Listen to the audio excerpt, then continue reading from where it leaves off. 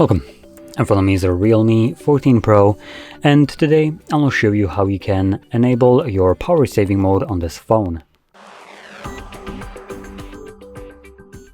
So to get started, you want to swipe down from the top of the screen and swipe down again to extend the list of visible toggles.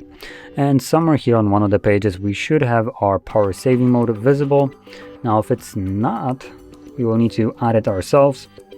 I don't actually see it on my end, so let's click right here on these three dots, edit tiles, and I can already see it right here, power saving mode. Click on the plus, and this will automatically add it to your list. Now when we go back, we should have access to it, as you can see on one of the pages, and from here just simply click on it to turn it on at any time you want to use it.